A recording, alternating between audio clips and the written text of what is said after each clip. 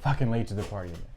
Welcome to the Whiskey Cantina. I'm Jared. I am Ray. And we are a little late to the party? Yeah. Yeah, we actually have had this bottle since St. Patrick's Day. We just haven't had a chance to actually drink it and review it. But I've been wearing the same green shirt since then, too. Every just waiting single for this. day. Oh, I'm not even wearing green. I didn't even think about that. All right. So we actually are going to do a review today. We actually have something that both of us are definitely curious about. We want to see what this is all about. Love the bottling. We got the Kentucky Owl St. Patrick's Day edition. Again, I can go into a lot of detail as far as Kentucky Owl goes. Is it overpriced? Guess I can take this guy off, huh? Is it overpriced? Is it worth the price? So on and so forth. Well, when it's the wise man's bourbon, they can charge what they want. Yeah, true. Is this a cash grab? All these different things, right? We actually have not tried this. We're going in completely blind. So you got Kentucky Owl, a well-known higher-end bourbon. That being said, is it bad that I hadn't really heard about it before this? I've only tried that.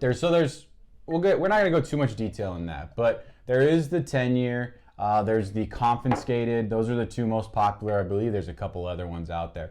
That being said, it gets good reviews. Apparently, the juice is worth the squeeze. It's actually pretty good stuff inside the bottle. Did you make that up? No, it's from the show. Ah!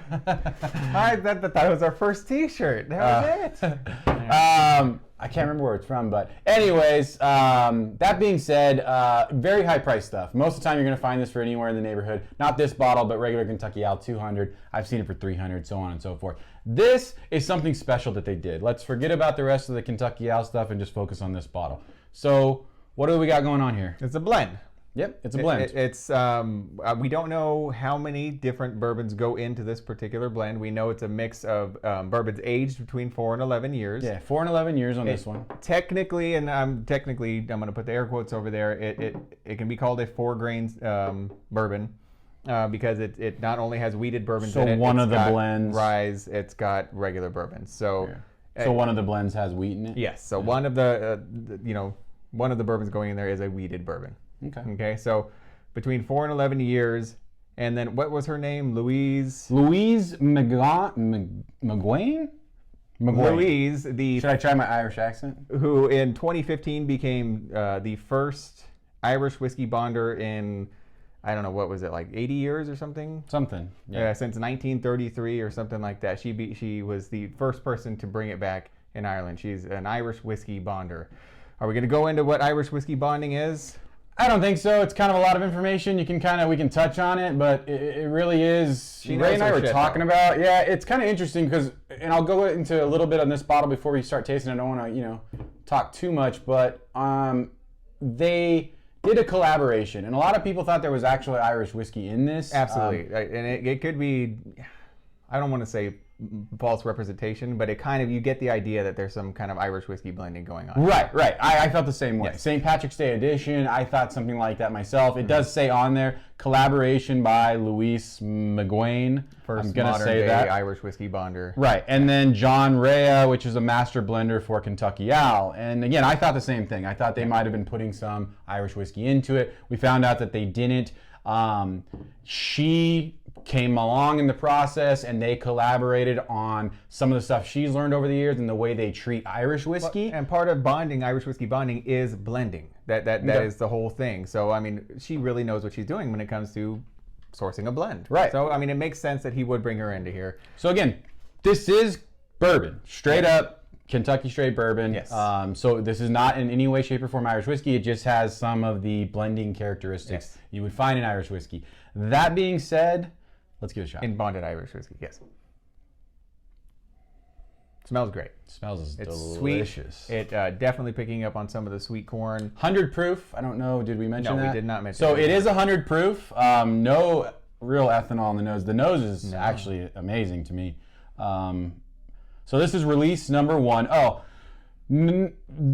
we were talking about the Kentucky Owl a little bit earlier, and I didn't want to go into too much detail about that, but all the Kentucky Owls are limited release. So that is part of the whole thing behind it. If you've got a bottle of their 10-year, it might be one of 2,500 bottles. This specific release only has 3,500 bottles. That's badass. That's pretty small release packet for the whole United States. Now, let's try it first, and we'll get into pricing and all that stuff. Some juice.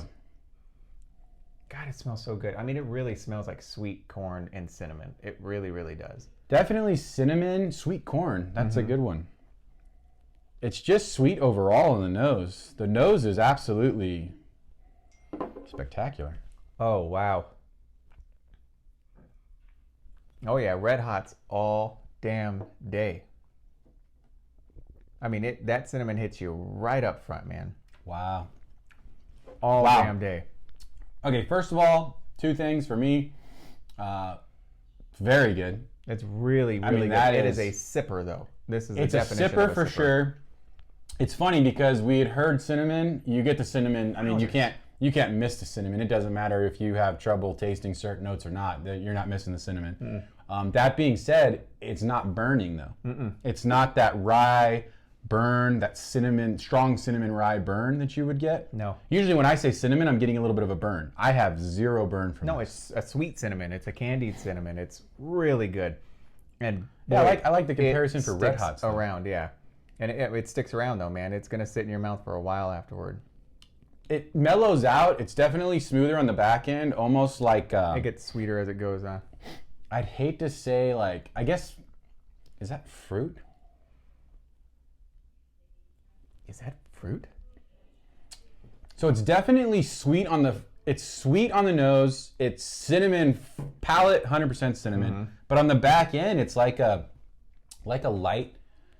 Man, like a light fruity, like, taste. It's... Like you just had like, I hate to use, I don't know, I don't want to compare it to like, it's not oranges. Don't expect anything Irish when you pick up this bottle, please. This is, man, that's damn good. It's a spicy bourbon, but the sweet though, the cinnamon Red Hot, I mean, it is really freaking good. This will warm you up on a cold night, man. This is delicious. So two things. This is good, okay? We're not lying. In our opinion, very good. I think where some of the skepticism comes from with the Kentucky Owl, it's all based on the price point. Again, I've had I think it was the 10-year, because I had it at a bar, and I'm 90% sure it was a 10-year. The other real popular one is the confiscated. Again, both of those bottles are going to run you between $200 and $300. That being said, they are limited releases. They're very good. What I had was delicious. This was probably 10 years ago. So from what I can remember, I've heard good things. The problem is the price. Now, this MSRP, what was it? 120? No, I've seen it. I think it was 135. Okay. Yeah. So MSRP on this was 135. I've seen it, and I think Ray's seen it for everywhere we've gone around 120. We lucked out. We live in California. Costco got a run on this. I don't know how many bottles out of the 3,500 they got, but we actually got this for $90.